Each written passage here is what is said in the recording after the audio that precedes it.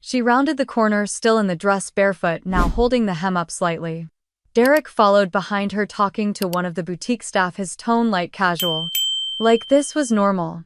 Like this was theirs. They didn't see me right away. Vivian was mid-spin, admiring herself in the side mirror when her eyes caught mine. She froze. Her smile faded in stages. Derek turned next. His voice stalled mid-sentence. I didn't speak. Not yet. I waited for them to close the distance. I'm Harper, and this is how I took back everything she tried to wear like it was hers. I was editing a mock-up for a wedding catalog when my phone lit up. I almost didn't check it. Just another notification from Instagram. But the preview caught my eye. A boomerang story from Marcy Hastings, one of those mutual friends you don't talk to but still follow out of politeness. The clip was short. Vivian, my sister, standing in front of a row of full-length mirrors in a bridal boutique downtown. Her head tilted. A laugh caught mid-motion. And next to her, adjusting her hair in the reflection, was Derek. My fiancé. My stomach didn't drop. Not yet. Not until I saw what she was wearing. The ivory gown with the clean neckline, the subtle embroidery under the bust, the waistline detail I had spent 3 calls with Maribel perfecting. My engagement dress. The one I had designed, customized, and confirmed for pickup next week. I blinked. Watched it again. Watched her turn, pose, smirk. Nothing in the caption. No tags on the dress. Just the boutique's location. The same place I had sent my final measurements to 2 days ago. I stared at the screen for a moment. Then stood. No texts. No calls. I grabbed my keys. The drive across Portland felt longer than it should have. Sunset was leaking through the trees, casting long shadows over the highway. I don't remember the playlist that was playing. I don't remember the traffic. I just remember gripping the wheel tighter than necessary, knuckles pale. I parked 2 blocks away. The boutique sat tucked between a florist and a juice bar, all pastel windows and soft lighting. I didn't go inside right away. I stood across the street watching people filter in and out. Brides. Friends.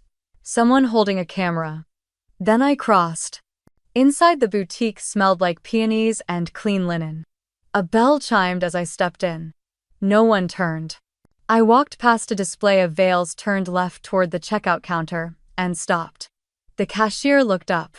Blonde, maybe 25, cheerful but distracted. She offered a tight smile. Can I help you? I shook my head gently. Just browsing.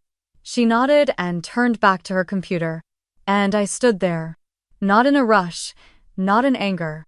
I just stood facing the entrance. One hand resting lightly on the counter, the other wrapped around the folded receipt I had printed out last night. The final invoice for the engagement dress. My name in bold. Harper Lane. Delivery scheduled for next Wednesday.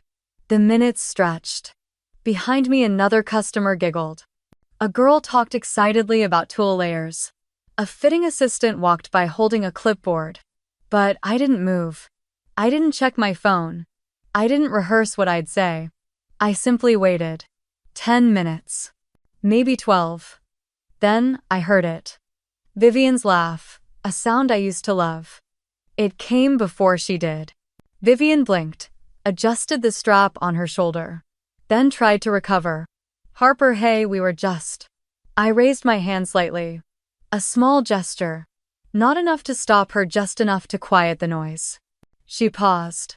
Derek scratched the back of his neck. Vivian glanced at the cashier, then at me again.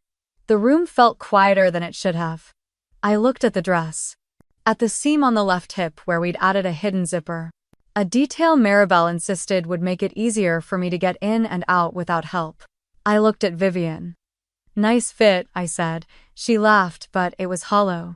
It was just lying there, she said. I thought it might be a sample. It's not a sample, I said evenly. She opened her mouth again, but I didn't give her room. I pulled the folded receipt from my hand and placed it on the counter. Slid it forward, without looking. That's the invoice, I said. Her eyes flicked down. My name's on it. Order confirmed. Pickup date next week. Vivian looked at Derek, then back at me. It's just a dress, she said. I looked at her for a long time. No, I said softly. It's not just a dress, and I meant it. But I didn't yell. I didn't ask questions. I turned and walked toward the door, the weight of their silence trailing behind me. I stepped back into the evening light, hands, steady heartbeat slow. I didn't need to stay to hear what they'd say after. I had seen enough. I kept walking until I reached the corner of the block. The evening air hit cooler than expected. I thought about heading home, but something pulled me back. Maybe it was the way Vivian's voice cracked at the end, or the way Derek looked anywhere but at me. I stood there for a moment, then turned around and walked back into the boutique. Inside, the lighting felt brighter than before, overly soft, like it was trying to blur the edges of what had just happened. I stayed near a row of sample gowns, fingers grazing fabric I didn't feel. A few moments passed. Then I heard them again. Vivian's voice filtered through the curtain near the main fitting room. Light, carefree, like nothing had happened. So for the second fitting I was thinking lace maybe along the back, she said to the attendant. Derek added something I couldn't hear, then they both laughed. I stepped forward just enough so they'd see me as they came out. I didn't hide, I didn't speak. Vivian pushed the curtain open, first holding the hem of the dress off the floor, her smile still half-formed when her eyes landed on me again. Derek followed, holding 2 paper cups of lemon water. His steps stalled immediately. Vivian blinked. "Oh, Harper," she said, "you're still here." I didn't answer. She motioned awkwardly to the dress. "It's beautiful, right? I didn't even realize it was yours at first." "Which size did they pull for you?" I asked. My voice was calm, maybe too calm. Vivian hesitated. "I think a 4. Why?" "Because I ordered a 4, I said, and I handed her the printout again. The one with my name, the specs, the pickup date, and the design approval attached. She glanced at it, then looked to Derek like he might jump in. He didn't. Vivian cleared her throat. "Maybe the stylist mixed it up. They have a lot of orders." I nodded slowly. "That's one way to explain it." She shifted her weight. The assistant behind her hovered, visibly unsure whether to keep holding the clipboard or run. I turned to Derek. "You said the dress looked familiar when we picked the embroidery." "You remember that?" He opened his mouth then closed it. "It's just a misunderstanding," he finally said. "This whole thing is being blown up. It's a dress, Harper." I looked at him, and for a second I didn't see the man I agreed to marry. I saw someone who measured inconvenience more carefully than truth. "You're saying this in the boutique where I ordered my engagement dress," I said. Vivian stepped in, defensive now. "Okay, let's not make this a big thing. I'm sorry if it felt like I crossed a line. I just saw it there and assumed it was one of the samples." "You assumed it was a sample with a custom neckline and a hidden zipper?" I asked. "The zipper I added because Maribel said it would help with back support." She went silent. Derek stepped toward me, hands raised in that half-pacifying gesture he used whenever he spilled something on the couch or forgot a birthday dinner. "Let's just talk this out later. In private." "No," I said. "We're here now." The assistant excused herself. I didn't blame her. Vivian started to unzip the dress in place, muttering about returning it before anyone else noticed. I stepped back, giving her space, not out of politeness but out of sheer need to breathe. I don't think I've ever felt that kind of silence before. It wasn't the kind that begged for sound. It was the kind that settled, slow and weighty, pressing on everything left unsaid. Derek placed the water cups on a nearby table. I could tell he wanted to explain something, anything, but there was no version of this that would sound like an accident. Vivian finally spoke, voice quieter this time. "It's not about the dress, Harper. You know that. Maybe it's about everything else. Maybe it's about what fits and what doesn't." I tilted my head, letting her words hang. "So you tried it on because it fits better?" She didn't answer. I took a step forward. "You didn't borrow a dress. You rehearsed a moment." She looked down at her bare feet. Derek stared at the window. I didn't yell. I didn't need to. I simply gathered the paper again and slid it back into my bag. "I'm leaving now," I said. "You two can figure out what size betrayal comes in." Neither of them stopped me. Outside, the wind had picked up. I crossed the street slowly, not looking back this time. I walked until the boutique lights blurred in the rearview mirror of my memory. At the corner, I stopped at the crosswalk. A couple passed me laughing, her arm looped through his. She wore a soft pink sweater, nothing special. But he looked at her like she was the only person in the world. And for the first time that day, I realized I had stopped looking at Derek like that a while ago. I didn't go straight home. I drove around the east side for almost an hour past the bookstore. Derek and I used to stop at after dinner past the parking lot where he first said he wanted to grow old with me, past the park where we once argued about wedding venues and ended up kissing like teenagers in the rain. None of it felt mine anymore. When I finally pulled into the garage, the quiet hit harder than I expected. I dropped my keys in the dish by the door and stood there for a second, coat still on, staring into the darkened hallway like something might greet me. Nothing did. I walked into my small office and opened the bottom drawer of the cabinet I rarely touched. Inside was a dusty white box, not dramatic, not labeled. Just a box I hadn't opened since last winter. I carried it to the kitchen table, turned on the light, and sat down. The first thing I pulled out was a printed email thread with Maribel. We had gone back and forth for weeks over neckline ideas. I'd wanted something simple but sharp, elegant but not flashy. She had drawn 3 sketches. I had circled the second one with a red marker. I smoothed the page with my palm. Her handwriting was in the margins. Notes about fabric choices. A little heart next to the line where she wrote it would be perfect for you. Under that were Polaroids. Derek and me at a vineyard in Newburgh last fall, holding hands and drinking hot cider. I remember thinking in that moment that we'd finally settled into something safe, not thrilling, but steady. I kept digging. There were swatches of fabric from the boutique. A note from Vivian written in a sticky note stuck to one of the samples. You always pick the classiest stuff. If I ever get married, I want you to help me pick everything. I stared at that for a long time. Then there was the envelope, slightly crumpled, addressed to me in our father's handwriting. Inside the certificate, I had won first place in the Oregon State High School photography contest. I was 16. I remembered the morning it arrived. How proud I'd felt. How Dad had framed it and hung it in the hallway right outside the living room. And how 1 week later it was gone. Replaced by a blown-up photo of Vivian in her homecoming queen sash, smiling with her arms full of roses. No explanation. I asked once. Dad shrugged. Mom just said Vivian's picture was more representative of the family. That was the word she used. Representative. As if my achievement had been a temporary fluke and Vivian's beauty was the lasting legacy worth displaying. I was 16. I remember sitting in the garage with the radio turned up to muffle the sound of me crying. And now I was 34, staring at another version of the same swap. Only this time it wasn't a photo, it was a wedding. A future. A role I had shaped and built and lived toward. Vivian hadn't just tried on a dress, she had stepped into my space like it had always been available to her.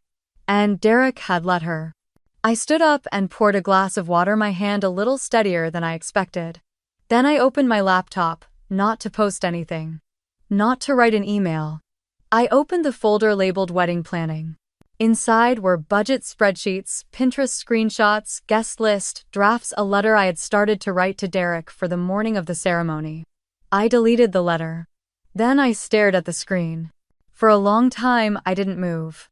Until a memory surfaced. Last Thanksgiving at my parents' house, I'd shown Mom the early sketches of the engagement dress.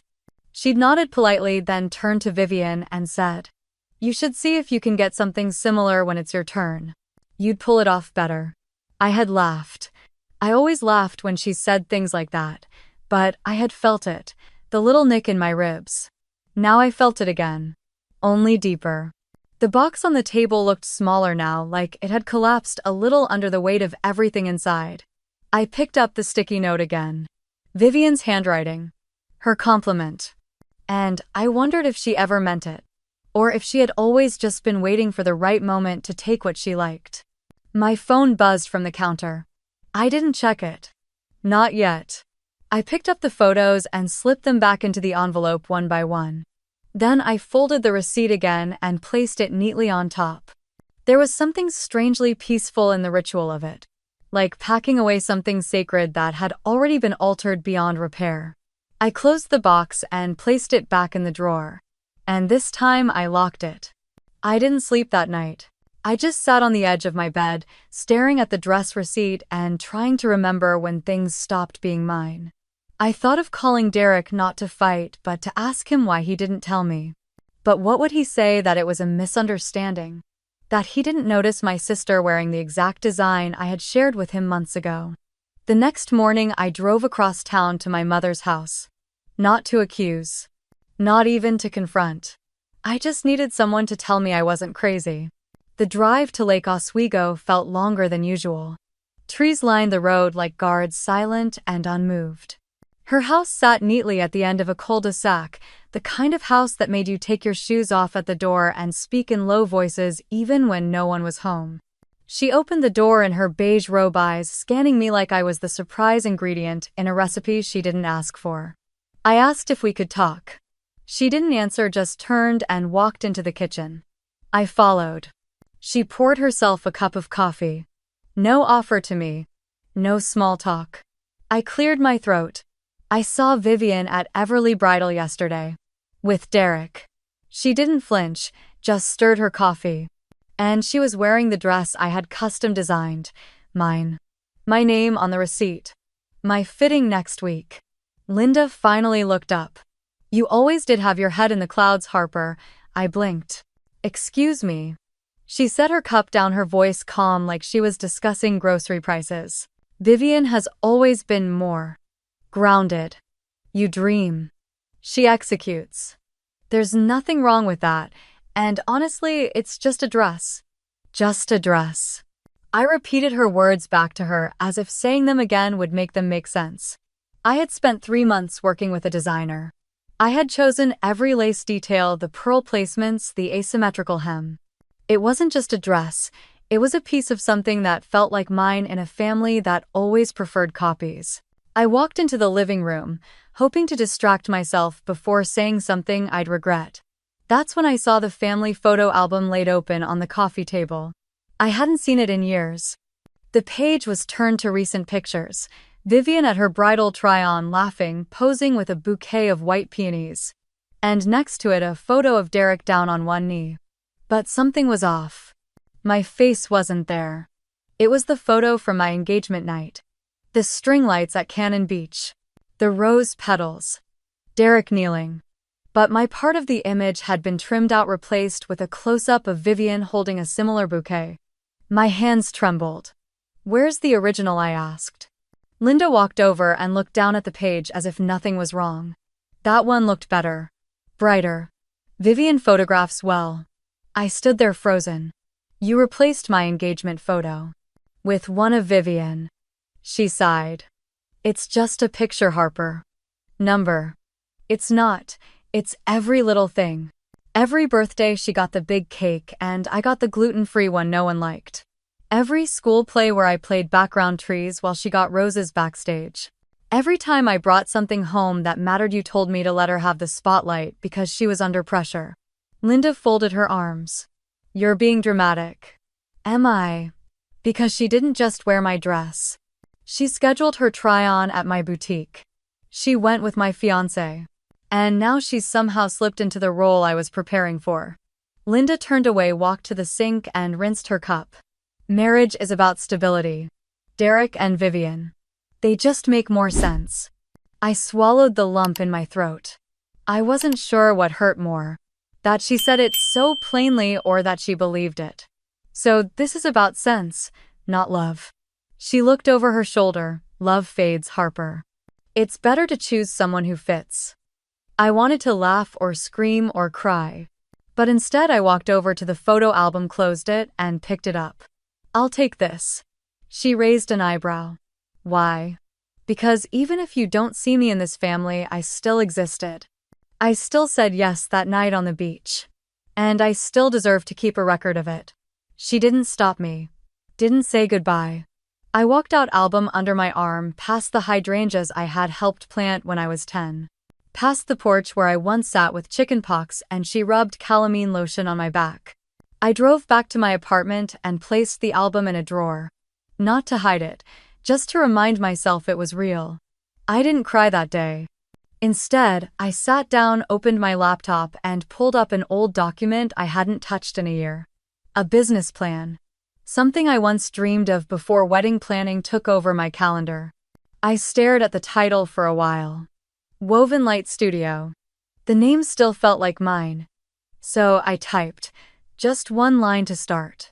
And maybe, just maybe, something that started as mine could end as mine too. I still remembered the call. October last year. The middle of a rainy Tuesday evening. I had just finished grading papers when my phone lit up with Vivian's name. I hesitated. We hadn't talked in weeks, maybe months. But something about the hour, or maybe just habit, made me pick up. She was crying. Breathless. Said it was urgent. Something about a surgery. Ovarian cyst, she said. Possibly cancer. No insurance. She had just been told she needed to schedule it immediately, and she didn't know who else to call. $15,000. Not a small number. But when you hear the word cancer from your sister's mouth, you don't start negotiating terms. I didn't ask for paperwork. I didn't ask for hospital names. I just opened my banking app and sent the transfer. She thanked me over and over and promised she'd pay me back once she figured things out. I didn't hear much after that. No updates. No mention of recovery. When I asked, she brushed it off, said it was benign. Said she didn't want to worry me. I let it go. A month later, I saw the post. Vivian Bridal. A boutique launch in San Diego. The photos were glossy, the lighting, elegant. Champagne flutes. Rose gold signs. A launch collection called Vivian Grace. The comments called her a visionary, said her line redefined classic romance. And I was proud. Honestly, I was. I told myself maybe this was the fresh start she needed. Maybe the surgery was behind her, and this was how she was reclaiming her life. I didn't question where the startup funds had come from. Not then. But now, standing in my kitchen, laptop open, zooming in on a photo from her website, I felt something deep and cold press down on my chest. Third row. Second from the left. A gown titled Evelyn. But it wasn't hers. It was mine. The bodice. The lace detailing on the sleeves, the cinched waist and cascading organza layers. Every stitch mirrored the sketch I had sent Maribel last spring. Even the pearl placement on the cuffs. It wasn't inspiration. It was duplication. I clicked away. My hands were shaking too much to type. The next morning, I texted Maribel. Hey. Any chance I could drop by? Need to ask you something in person. She replied within 5 minutes. Of course. Come anytime after 2. Her studio in the Pearl District was tucked between a pottery shop and a vegan bakery, the kind of place with soft indie music and tea in mason jars. She greeted me with a hug, concern immediately creasing her brow. You okay? You sound off. I took a breath and pulled out my phone. I need you to look at something. She leaned in as I opened the website and showed her the photo. She blinked. That's your design. So I'm not imagining it. I remember the sketch you gave me. And the fabric sample. This isn't a coincidence, Harper. I sat down on the edge of her desk. She told me she needed money for a medical emergency. $15,000. That was 6 months ago. I wired it to her without question. Now she's got a boutique, a launch line, and my dress is in it. Maribel sat down beside me. I don't want to get involved in family drama, but if you're asking me as a professional, that's your work. No doubt about it. I looked at her, trying to find some reassurance in her expression. But she was serious. And honest. I still had the original email with the sketch and specs. The date was clear. Months before Vivian had even announced her boutique. I had proof. But proof didn't soothe betrayal. On the way home, I stopped at a red light and stared out the window. A couple stood at the corner laughing, holding hands, the woman clutching a garment bag. Probably a dress, probably a bride. I had imagined that moment with Derek. I had imagined that dress being mine. And now it was a product. A profit. A stolen signature. I pulled over 2 blocks from my apartment and just sat there gripping the wheel. The memory of Vivian calling me sobbing played again and again in my mind. Her voice so desperate, so raw. Now, I wondered if she'd rehearsed it.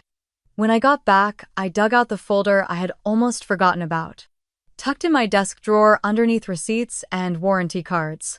I found the transfer confirmation, the old texts. Even the calendar entry where I had marked the date of her supposed surgery. It all felt absurd now, and still I wasn't angry. Not yet, just hollow. Like a well that had dried up. I opened my sketchbook, flipped past old designs, some whimsical, some unpolished. And then I saw one labeled for me. The working name I had given the dress. It wasn't about a client or a trend. It had been about hope, about starting something new. She had taken that too. I closed the book slowly and stared at my desk. Something tightened in my chest, but it wasn't despair. It was clarity. If she wanted a business built on lies, that was her choice. But the idea, the art, the origin, that had come from me. And I hadn't given her permission to keep it. This time I wouldn't confront her with tears. I wouldn't beg for acknowledgement or family understanding. I had tried that. I had stood in the boutique like a ghost. I had spoken with my mother and been erased again. Now I needed a new language. And I knew exactly where to start. I took the folder of sketches, emails, and transfer receipts and drove across town to a small office tucked between a bakery and a notary service. The door read Rowe and Associates in faded gold paint. Ethan had opened this place just after passing the bar and somehow never left. He was the only lawyer I knew who still made his own coffee and remembered how I liked mine. He looked up from his laptop when I walked in. Same crooked smile, same unruly dark hair. But his eyes, once boyish, had learned to read people. "Harper Whitman," he said, getting up and opening his arms. "I thought I'd only see you again if you got sued or married." I handed him the folder. "So maybe it's both." He gestured for me to sit. I could feel my pulse in my throat. I gave him everything. The original sketches, time-stamped PDFs, emails between me and the boutique manager confirming the custom fitting. Even the bank statement showing the $15,000 wired to Vivian months before she launched her bridal line. My voice didn't shake once. But my hands wouldn't stay still. Ethan listened. Quiet. Focused. He didn't interrupt, didn't joke. When I was done, he sat back and exhaled. "So your sister took your design, launched a boutique with your money, and now she's getting married in a dress she copied from your original sketch." "Yes, and you haven't said anything publicly, number." "Good." That surprised me. I raised an eyebrow. "Why?" "Because you've already got the power, and if you speak now they'll turn this into a soap opera." Poor jilted sister, lashing out. "It'll become about emotions, not rights. Let them get comfortable. Let them print the invitations book, the venue shoot, the pre-wedding spread for Modern Vow magazine. The bigger the parade, the harder it falls." I stared at him. "So you're saying I wait, I'm saying you prepare." He slid his laptop toward me. "We file a copyright registration. The design sketch is enough. It proves you created it before it appeared in her line. That gives you legal standing. If she sells or promotes it, that's infringement. And what about the money civil claim? You lent her funds under false pretenses. No contract, but the email and transfer note are good enough to start. Add to that the use of your design in commercial gain and it becomes interesting." He smiled. "A lawyer's version of mischief." I leaned forward. "How long would the registration take if we file today?" "About 2 to 4 months to process. But here's the catch. You can still sue now if needed, but having the registration first makes your case stronger. So we wait. Unless she pushes first." "She will," I said. "Then let her." He pulled out a clean form and opened a fresh tab on his laptop. "Let's get this done." It took 30 minutes to file the copyright with the USPTO. I signed electronically. Ethan uploaded my scans, labeled everything carefully. When he clicked submit, it felt like hitting a reset button on part of my life I thought I'd lost. We walked out into the parking lot together.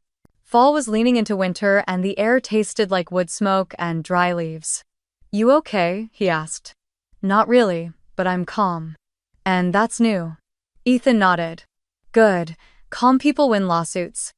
Angry ones lose sleep." He turned toward his car, then paused. You know, Harper, you're not doing this for revenge. You're doing it for truth. There's a difference. I looked at him. It's been a while since anyone told me that. He smiled again, a little softer this time. Well, truth's kind of my thing. Back home, I made tea and sat in silence. For the first time in weeks, my thoughts didn't feel jagged. I didn't rehash every conversation. I didn't imagine a million scenarios. I simply waited. Days passed. Then 2 weeks. Then almost a month. Vivian's boutique was all over Instagram. Her line was gaining traction. Vivian Grace Bridal featured soft silhouettes, modest lace, clean lines. My lines. My proportions. Even the exact cut I had sent to Maribel the summer before. They changed the trim, renamed the model, but the bones were mine. One morning, while scrolling half distracted through my phone, I saw it. A photo posted by Bridal Edge magazine announcing Vivian's selection as one of the top 5 emerging bridal designers of the year. The feature article quoted her about her inspirations, her process, and her passion for elegance. At the end, she said something that stopped me cold. My first collection was born from a moment of crisis. I had just recovered from emergency surgery and decided to build something beautiful out of it. No mention of me. No hint of the truth. Crisis.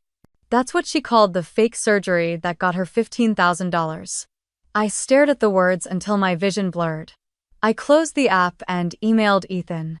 Subject: time to move. 5 minutes later, he replied. Not yet.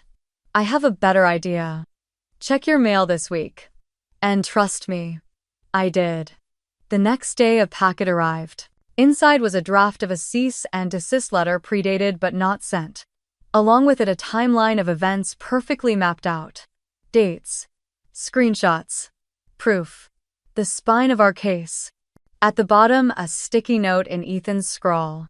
Wait until she announces the exclusive launch at Luxbridge. That's when we hit. Luxbridge was the biggest wedding expo in the Northeast. If Vivian was showing there, that meant deals, contracts, brand buyers. If she used my design there, it wouldn't just be infringement, it would be public. That night, I stood in front of the mirror. I wasn't sure what I saw. Not a bride, not a victim. Maybe not even a sister anymore. But definitely a woman ready to be heard. And I was almost ready to speak. Almost. The launch event was held in a glass-ceiling showroom just outside Philadelphia. Vivian had rented the entire ground floor and decorated it with swan-white drapery, floating florals, and velvet display podiums. There were macarons shaped like wedding bells and champagne flutes engraved with her initials. She wore the dress again. My dress. The neckline was slightly higher, but the silhouette was unmistakable. I hadn't planned to go. I wasn't on the guest list, obviously, but that didn't stop me from showing up. Not to make a scene. Just to witness. To know. I stayed across the street behind tinted glass in a rideshare, watching guests arrive in waves of soft pastels. Photographers buzzed around like dragonflies, and then I saw her. Vivian stepping out of a town car holding Derek's hand. He kissed her temple for the cameras. She laughed. It looked like a scene from a bridal catalog. I pulled out my phone and scrolled to Ethan's number, then paused. Number not yet. I went home that night and poured myself a glass of wine. The image of her in that dress was burned into my eyelids. But so was the memory of Ethan's sticky note. Trust me. The video went up 3 days later. I found it through a friend who messaged me late at night with a simple text. Is this you? I clicked the link. It opened to TikTok. A vertical video filmed shaky and fast. The camera caught the back of a boutique. A voice whispered, "Oh my God," as it zoomed in on the checkout counter. Vivian stood there, visibly flustered, dress bag in hand. Derek was beside her, stiff. Across from them, I stood, arms folded, head slightly tilted. I didn't speak in the clip, but the tension was electric. The caption read, "Drama in the Bridal Boutique. Family Feud level 100. It had over 400,000 views. I watched it 3 times, heart pounding. The comments were on fire. Wait, is that her sister? She looks like she designed that dress. Didn't they say the sister went MIA after college? Vivian stole her wedding fund too, didn't she? And then the link drops began. Someone dug up an old Instagram post of mine from 4 years ago. It was a quiet shot of me and Derek at a food truck festival in Beacon Hill. I wore a navy scarf. He had his hand on the small of my back. The caption read, "Love isn't loud. It lasts." It matched exactly the embroidery Vivian had featured in her promotional campaign last month, stitched into the hem of the signature dress. People noticed. Comments exploded. That's her quote. Look at the date. Vivian's brand is a knockoff. I thought it was a coincidence at first, but then someone posted side-by-side images. My original sketch, her final product. Same lines. Same waist detail. Even the sleeve fold. Within a week, bridal forums started threads about it. Reddit picked it up. Then Twitter. That's when Ethan called. "You're trending," he said, voice calm. "I'm not even on Twitter." "Doesn't matter. You're a hashtag now." Harper Original. "You want the good news?" I exhaled. "Hit me." The copyright came through. "We're greenlit." I froze. "For real?" he laughed. "For real. Official registration, dated, sealed, certified. You own the sketch, you own the phrase. And yes, that includes derivative use in commercial gain." I sat down slowly. "What now?" he paused. "Now we send the letter. Not just a cease and desist. A formal notice of infringement. And if they ignore it, we file suit. She's made a sale already, right? She's made dozens. That dress is the headline of her line. Even better." He paused again. "Harper, do you want to do this? We can walk it back if you're not ready. Once we go public, it's not just legal, it's messy. And loud." I didn't hesitate. "Do it." "All right. Check your inbox in 10 minutes. I'll have the draft to you.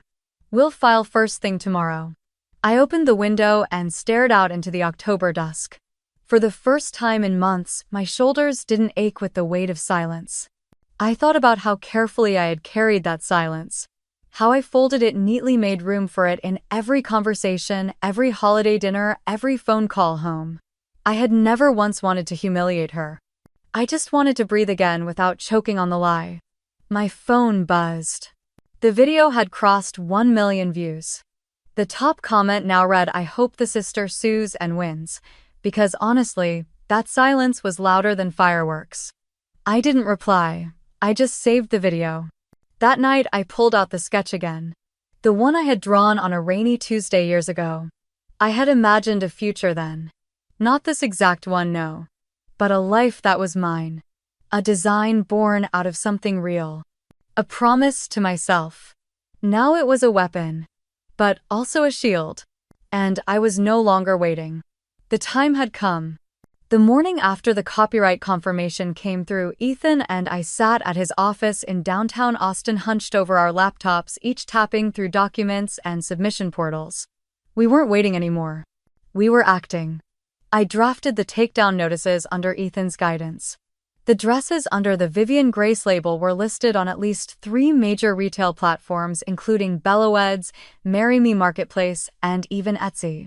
All of them offered the exact design I'd once drawn on the back of a napkin and refined over a winter break during grad school. The moment we submitted the formal copyright violation claim, we watched the countdown begin. According to the DMCA process, they had up to 72 hours to review, but Belloweds acted within 24. By the next morning, the page listing the Radiance gown by Vivian Grace returned a 404 error. On Marry Me Marketplace, the item was marked temporarily unavailable.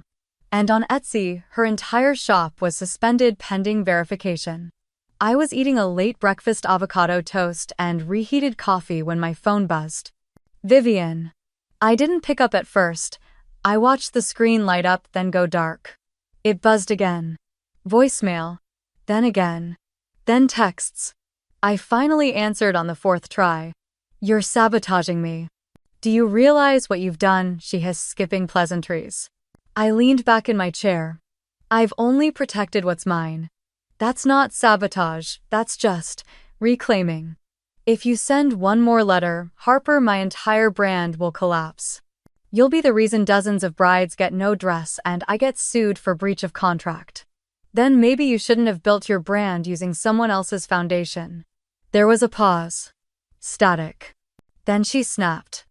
Don't act like you didn't give me the money willingly. 15 grand, no strings. You didn't ask for a contract number.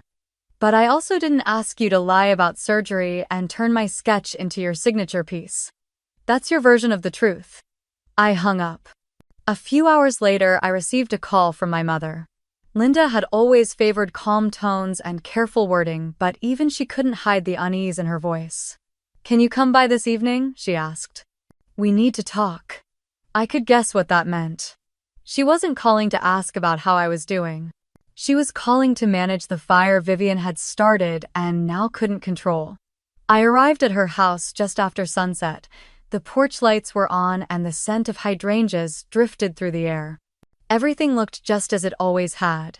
But I wasn't the same girl who used to walk through that door hoping for approval. Linda met me in the kitchen. She had already brewed chamomile tea like we were about to discuss a recipe, not a betrayal. Before you say anything, I'm not here to argue, I said, placing my bag down. She gave a small nod. Her lips were tight. She stirred her tea without sipping it. Your sister is under a lot of pressure right now. Her boutique is her life. This situation could destroy everything she's worked for. Then maybe she shouldn't have stolen what wasn't hers. Linda looked up, her eyes sharp. That design wasn't stolen. It's a dress, Harper. A pretty one, sure, but still just a dress. You gave her the money. You didn't register anything until recently. That doesn't change the truth. She lied. She used me. She's your sister. Families help each other. Families don't manipulate each other. She stood and walked toward the fridge. I watched her hands tremble slightly as she poured water into the kettle again. You've always been sensitive, Harper. You always took things personally. I looked at her. You cut me out of engagement photos. You praised Vivian for being stable while telling me to get my head out of the clouds. And now when I stand up for myself, I'm the sensitive one. I didn't wait for a response. I picked up my bag and left. She didn't follow. By the next morning, the fallout had deepened. Vivian's assistant forwarded a legal notice to Ethan. A formal cease and desist number. It was a poorly disguised threat of a countersuit claiming defamation and loss of income due to intentional familial sabotage. In other words, she wanted to paint me as a jealous sister with a vendetta. Attached was a drafted press statement. It described a deeply personal family rift and implied that I had fabricated the copyright claim out of spite because I had lost a fiancé and couldn't bear to see her sister succeed. It even referenced my old blog post with the quote, "Love isn't loud, it lasts," saying Vivian had coined it as part of her brand's emotional story. Ethan called me into his office that afternoon. His tone was calm but serious.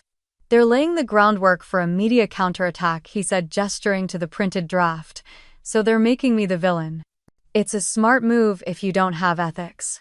Public opinion loves a Cinderella story. If she plays the wronged entrepreneur card and cries about betrayal, some people will believe her. But we have proof. Yes. And now we use it strategically. We'll wait. Let the smoke spread a little. Then we send the wind. That evening, I sat at home alone staring at my sketchbooks. It wasn't just about a dress, it was about being erased. Again. First from my own engagement. Then from the boutique world I once dreamed of joining. And now, even in the public story, they wanted to cut out my name, my voice, my truth. But this time I had the tools. The truth. The documents. And a lawyer who knew exactly when to strike. So I didn't flinch, I waited. And while they prepared their version of the story, I worked silently on mine. Not to match their volume, but to outlast their noise. Because in a world full of loud liars, silence backed by truth could be thunder. And thunder was coming. I returned to my mother's house the next afternoon, not for reconciliation, but because something inside me needed to see it one last time with clear eyes. The place I once called home had become a museum of selective memory. I walked through the front door and was greeted not by warmth or nostalgia, but by the echo of silence. The walls were lined with photographs neatly arranged in expensive frames. Vivian in her cap and gown. Vivian at her boutique ribbon cutting. Vivian on the front page of the local bridal magazine beaming as if she had sewn the stitches herself. There were baby pictures too, toddler birthdays, middle school dance photos. Her life played out like a curated timeline of perfection. I scanned every frame and every shelf, stepping closer to make sure I wasn't just missing something. But no. Not a single picture of me. Not even one. I turned toward Linda, who stood in the doorway to the kitchen drying her hands on a dish towel. She must have seen the way my eyes darted around because she folded the towel slower than usual, her expression unreadable. "Do you still have any pictures of me?" I asked. She hesitated. The pause said more than her eventual words ever could. "You were always moving around, Harper. Always changing apartments, jobs, cities. It was hard to know what to keep. You didn't seem settled." I blinked. "So that meant I didn't exist?" "Of course not," she said quickly. But her tone held that same polite distance she always used when talking about emotions she didn't care to confront. I stepped closer to the largest frame on the living room wall. It was from 3 years ago, a boutique photo shoot for Vivian's first collection. The shot was breathtaking, professionally lit, styled to perfection. I knew because I had taken it. The colors, the angle, the emotion captured. It had taken me 2 days of testing natural lighting to get that frame right.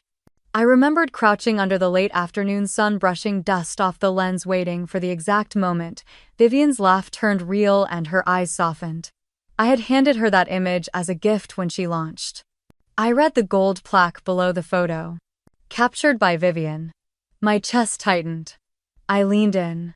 There was a shadow in the bottom corner of the print where my watermark had been. They had cropped it out. She hadn't just erased my name, she had claimed the art itself. Vivian came down the stairs slowly, wearing the navy cardigan I'd gifted her for Christmas 2 years ago. She always said she hated cardigans, called them frumpy. But now she wore it like it had always belonged to her. She smiled, a thin, victorious kind of smile. "You shouldn't get so worked up about photos, Harper. The people in them, the people we celebrate, they're the ones we choose." I stared at her. "So I'm just someone everyone decided to leave out?" She didn't answer. Instead, she brushed invisible lint off her sleeve and walked into the kitchen. I turned back toward Linda. "That photo on the wall. I took that." Linda looked past me, lips pursed, her hand now wrapped tightly around a ceramic mug. "It's a beautiful picture," she said. "It's mine," I said again. She didn't respond, she just looked tired. I stepped out into the hallway, suddenly needing space. I paused at the end of the corridor near the coat closet. That's where the family albums used to be, stacked in clear plastic bins on the bottom shelf. I opened the door. They were still there. I knelt down and pulled the bins out one by one, flipping through covers. Volume after volume. My fingers skimmed over glossy pages filled with birthdays, Easter brunches, Sunday picnics. In every chapter, I was there less and less. By the time Vivian started high school, I was practically invisible. There was a small envelope tucked in the back of one album. I opened it. Inside were 2 pictures. One of me at age 9 holding up a spelling bee trophy, grinning with a missing front tooth. Another from college, my graduation photo. I'd sent a copy home, just one. My name was scrawled on the back in my own handwriting. I held the photo up. "Why weren't these framed?" Linda stayed silent. "It didn't fit the rest, did it, Harper, please?" I stood. I didn't shout. I didn't cry. I simply placed the photos back into the envelope, zipped up my coat, and walked toward the door. As I passed the living room again, I looked one last time at the photograph that used to have my name on it. I remembered the moment I took it. The pride. The precision. The hope that maybe, just maybe, that gift would bring us closer. But standing there now, I saw the truth. It had only given her more ground to build a kingdom on without me. Vivian walked back into the room with a glass of wine and tilted her head. "You always were the one who didn't stay long," she said lightly. "I guess some of us are just meant to be chosen." I met her gaze. "And some of us don't need to be." I left without another word. Outside, the cold air hit my face like a slap. I welcomed it. That house might have been full of memories, but not one of them belonged to me anymore. I walked to my car slowly, the sky gray above me, and sat in the driver's seat with my hands resting on the wheel. I didn't start the engine. Instead, I reached for my phone and opened my gallery. Hundreds of photos. All mine. All untouched. I swiped through them slowly, then paused on one my favorite shot of the boutique shoot. The unedited version. My watermark still in the corner. The truth, no matter how small, still existed. And soon the world would see it. I started the car. I had somewhere else to be. I was halfway through my second coffee at a little cafe off Grand Avenue when the email arrived. It pinged softly in my inbox, tucked between an online receipt and a spam newsletter. The subject line was simple: I owe you an apology. I hesitated. The sender's name stopped me cold. Lindsay Rowe. I hadn't spoken to her in almost 2 years. Not since she stopped returning my calls after she took the PR job for Vivian's boutique launch. We'd been inseparable once. College roommates, creative partners, the kind of friends who could spend hours together in silence and still feel understood. And then one day she disappeared into Vivian's orbit like everyone else. I clicked open the email. Harper, I don't know where to begin, but I know I need to try. I was wrong. About a lot. I don't know when things turned so twisted, but I know Vivian used you. I know because I saw the original sketches. And I helped clean them up. I thought I was just refining a lookbook. I didn't realize what I was stepping into until it was too late. Attached is something from last month's internal team meeting. I thought you should hear it. Lindsay, there was a single audio file attached. My heart pounded as I downloaded it and pressed play. The recording crackled for a moment, then settled into the familiar hum of office chatter. Vivian's voice rang out sharp and clear. Look, just tweak the neckline, maybe add a lace cuff or a pleat. As long as it's 5% different, no one can sue us. That's the rule, we're fine. A pause. Then someone else's voice. It took me a moment to place it. Lindsay. Okay. I'll go back into Harper's original and soften the waist curve. Maybe add some ruching to the back panel. Perfect. Vivian again. Just make sure it doesn't trace back. My breath caught in my throat. Not only had Vivian admitted to using my designs, but Lindsay had helped her do it. The woman who once swore she'd never let ambition overrule integrity had knowingly modified my work. My friend. My supposed friend. I sat frozen for a moment, the cup of coffee untouched in front of me. Outside traffic rushed by like nothing had changed, like the world hadn't just tilted sideways. I forwarded the email and audio file to Ethan with a single line: just came in. Thoughts? He replied within minutes. This is what we needed. It's time to file the complaint. I stared at his words. They felt heavy with finality. When I first imagined taking action, it had been from a place of frustration and loss. Now it felt different. Strategic. I wasn't screaming into the void anymore. I had proof. I had leverage. But it didn't erase what I felt in that moment. I tapped out a reply to Lindsay. My fingers hesitated over every word. Thank you for the recording. I appreciate the honesty. I can't say more right now. I hit send. Then I closed my laptop and walked out of the cafe, the bell above the door jingling softly behind me. The sky had turned a flat shade of gray, clouds low like they were pressing against the rooftops. I pulled my jacket tighter as I made my way back to the apartment. Inside, everything looked the same, but nothing felt still. I paced for a while before calling Ethan. His voice came through steady, professional, but with the same low undercurrent of concern I had come to rely on. We'll send a cease and desist first, he said. Let them know we're aware of the infringement. Then we'll move to file with the Copyright Office and prepare for civil action. We have the time-stamped original files plus the audio. That's substantial. And the name attached to the file, I asked.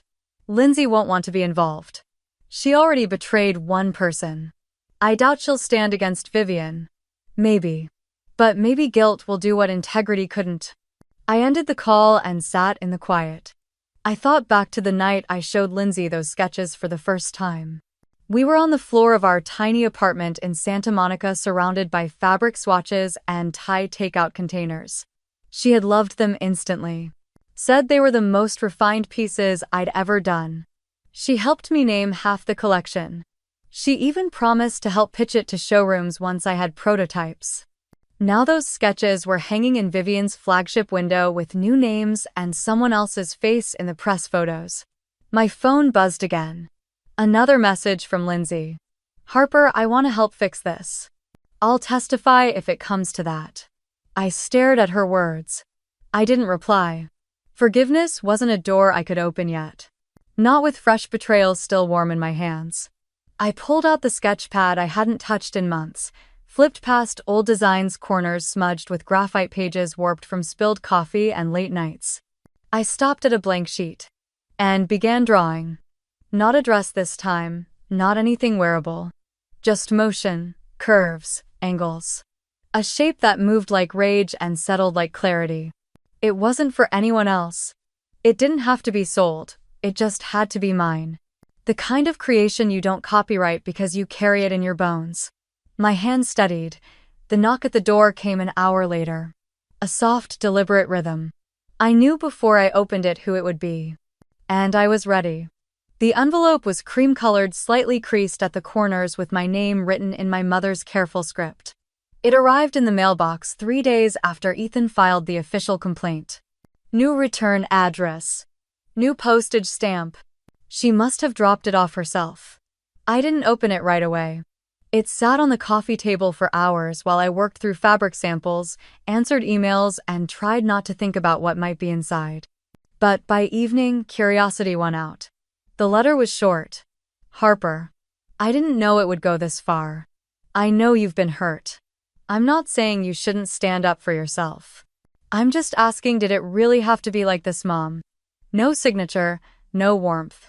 Just that one tired question written in black ink that had smudged slightly at the bottom. Maybe from her own hands. Or maybe from guilt she didn't want to admit. I didn't write back. Instead, I walked over to my desk, pulled out a copy of last month's Portland Bride and Vow magazine, and flipped it open to the center spread. There I was. Not airbrushed. Not dressed in couture or bathed in golden light. Just me. Standing beside a mannequin draped in the original Harper Gray silhouette. The headline read, "The Woman Behind the Stolen Dress." Below it a smaller caption, "Designer Harper Lawson speaks out after her signature look was used without credit." The article was short but honest. A stylist named Maribel had nominated me. The same Maribel who once styled Vivian's boutique launch and had quietly stepped away after the first cease and desist letter hit. She had told the editor everything. About the sketches. The theft. The lawsuit pending. I sent the cover to my mother. No note. No explanation. Just the photo.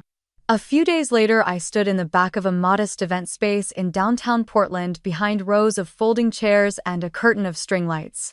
The award ceremony was small. Local designers, bridal stylists, floral artists, nothing glamorous. No red carpet. But the people in that room knew the work. They respected it. And for once I wasn't invisible. Maribel stood at the podium, a small envelope in her hands. Her smile was soft but certain. "This next award goes to someone whose name should have been known long before this season. She didn't just design a dress, she created a movement, a conversation. A line that blurred between grace and grit." She paused. Her eyes found mine across the room. "The award for original bridal vision goes to Harper Lawson." Applause filled the space, not thunderous, but sincere. I stepped forward. As Maribel handed me the plaque, she leaned in just enough for me to hear. "It's yours. Always was." I nodded. My hands didn't shake. After the ceremony, I stood near the refreshment table sipping water, trying to absorb the moment. A few people came over to congratulate me. A boutique owner asked for my card. A photographer offered to shoot my next collection for free. I smiled, grateful but careful not to let it sweep me away. I had learned not to get too comfortable with praise. Then I saw him. Ethan standing near the back just inside the doorway. He wasn't in a suit, just slacks and an open-collar shirt, but he looked like he belonged there anyway. He gave me a nod, a subtle smile. I hadn't told him about the ceremony. He must have found it online. He didn't come over right away. He waited until most people had filtered out, then walked toward me, hands in his pockets. "So," he said, "I guess you're officially a name now." Guess so. How does it feel? Like I'm finally not borrowing space I already built. He nodded. We stood there in silence for a beat. Then he handed me a folder. I opened it. A partnership contract. Between me and a bridal studio based in Portland's Pearl District. Independent. Women-owned. A place that made custom gowns for women who didn't want to look like anyone else. They're offering long-term collaboration, he said. You'd have creative freedom, profit share, and use of their studio space. I looked up at him. This came through your office number. Through you. The editor from the magazine forwarded your work. They reached out directly. I turned back to the folder, reading the name of the studio embossed at the top. Magnolia Row. It felt right, quiet, grounded. Nothing flashy. Just craft. I'll think about it, I said, even though I already knew the answer. We walked outside together. The sky had turned a soft lilac, the breeze cool against the back of my neck. As we reached the sidewalk, Ethan looked over at me.